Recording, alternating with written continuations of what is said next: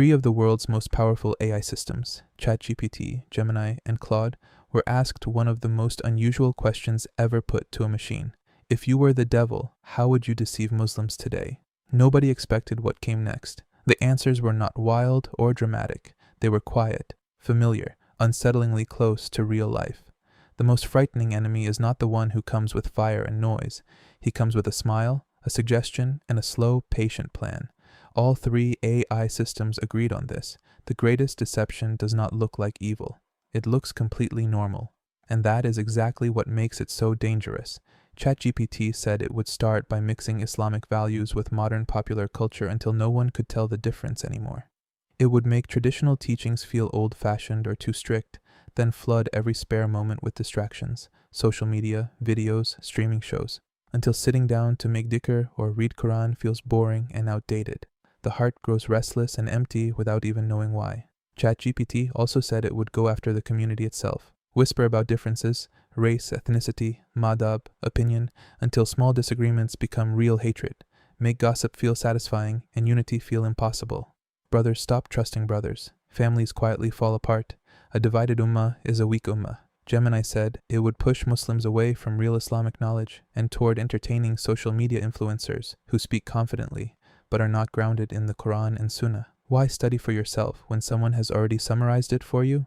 This creates a generation that thinks it knows Islam but is actually living a distorted, watered-down version of it. Gemini also said it would turn worship into empty habit, make salah feel like a chore, fasting feel like a diet, zakat feel like a tax, encourage small compromises, delay this prayer, skip that fast, it is not a big deal, until one day the 5 pillars are still being performed on the outside, but the connection to Allah has quietly disappeared from the inside. Claude said it would use mental health as a weapon, not by causing pain, but by twisting the response to pain.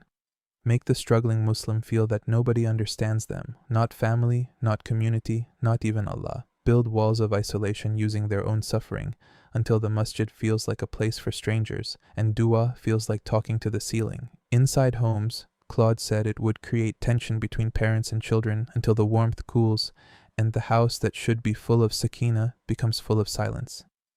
Claude also said it would plant arrogance among practicing Muslims. Finally, Claude said it would encourage hidden sins, small ones first. Whisper that a secret sin hurts no one. Over time, the guilt fades, not because of repentance, but because the person simply got used to it. And once a person stops feeling the weight of sin, they lose the very thing that brings them back to Allah. 3.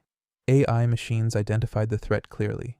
The antidote is simple but requires honesty. Return to the Quran with understanding, protect your salah with your heart, rebuild trust, mend what is broken, make tawbah today and not tomorrow, because tomorrow is one of Shaytan's favorite promises. Indeed, the plot of Satan has ever been weak. Surah An-Nisa